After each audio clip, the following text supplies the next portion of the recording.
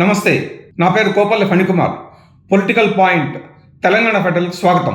తెలంగాణలో కొంతమంది ఎమ్మెల్యేల మీద గ్రహరాశులు పగబట్టినట్లున్నాయి.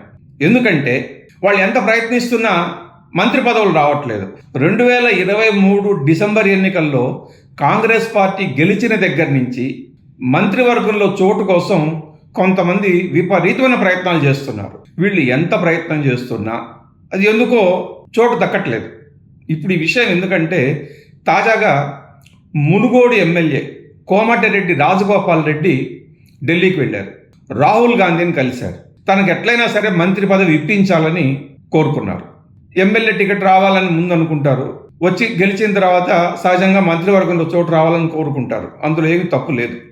అయితే కోమటిరెడ్డి రాజగోపాల్ రెడ్డికి ఒక సమస్య ఒకటి ఉంది. అదేమిటంటే ఇప్పటికే రాజగోపాల్ రెడ్డి సోదరుడు అంటే అన్న కోమటిరెడ్డి వెంకటరెడ్డి మంత్రివర్గంలో ఉన్నారు.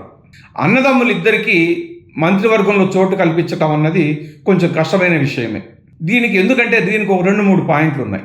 ఒకటి, ఇద్దరు ఒకే జిల్లాకు సంబంధించిన వాళ్ళు.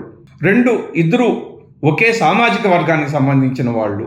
ఇంకోటి ఏంటంటే ఇప్పటికే జిల్లా నుంచి ప్రాతినిధ్యం వహిస్తున్న ఇద్దరు మంత్రుల్లో వెంకటరెడ్డి కాకుండా ఉత్తమ్ కుమార్ రెడ్డి కూడా ఒకే సామాజిక వర్గం.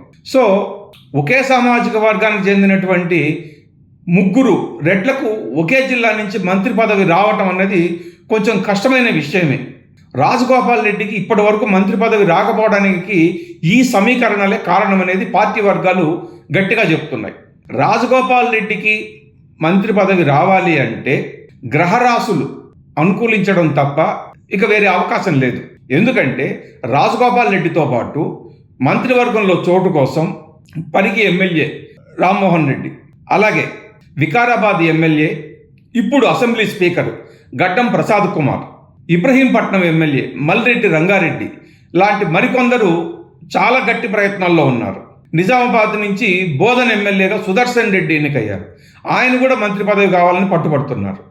అయితే ఇక ఆయనకు వచ్చే అవకాశం లేదని తెలిసి ప్రభుత్వ సలహాదారు అనే పదవి ఇచ్చి సరిపెట్టారు.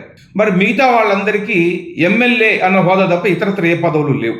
కాబట్టి వీళ్ళందరూ శత విధాల ప్రయత్నం చేసుకుంటున్నారు మంత్రి పదవుల కోసం.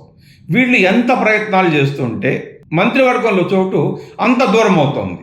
దీనికి కారణం ఏమిటి అంటే మెజారిటీ రెడ్డి సామాజిక వర్గానికి చెందిన వాళ్ళు అవటమే. ఇప్పటికే రేవంత్ రెడ్డి ముఖ్యమంత్రిగా ఉన్నారు. అలానే ఇంకొక 3-4 రెడ్లు మంత్రివర్గంలో ఉన్నారు. ఉన్న 119 అసెంబ్లీ సీట్లలో మంత్రివర్గంలో 18-19 మంది కన్నా అవకాశం లేదు. మరి రెడ్లకే ఎక్కువ మంది అవకాశం ఇస్తే మరి మిగతా సామాజిక వర్గాలకు ఏం చేయాలి? అందుకని రెడ్లను వీలైనంతగా తగ్గించేస్తున్నారు. ఇక తప్పనిసరి పరిస్థితి కాబట్టి ఇప్పటికే ఒక 4 రెడ్లను కంటిన్యూ చేస్తున్నారు. ఇప్పుడు పొంగులేటి శ్రీనివాసరెడ్డి ఇట్లాంటి వాళ్ళను మంత్రివర్గంలో కంటిన్యూ చేస్తున్న తర్వాత మళ్ళీ వాళ్ళకే లేదా సోదరులకే మంత్రివర్గంలో చోటు కావాలని అనుకోవటంలో కొంచెం ఇబ్బందికరమైన అంశాలు ఉన్నాయి. అయితే ఎవరు ఎన్ని సమీకరణాలు చెప్పినా ఎన్ని ఇబ్బందులను ప్రస్తావిస్తున్నా తనకైతే ఖచ్చితంగా మంత్రివర్గంలో చోటు కల్పించాల్సిందే అని కోమటిరెడ్డి రాజగోపాల్ రెడ్డి చాలా గట్టి ప్రయత్నాల్లో ఉన్నారు. తనకు అసలు మంత్రి పదవి ఎందుకు ఇవ్వరని నిలదీస్తున్నారు కూడా.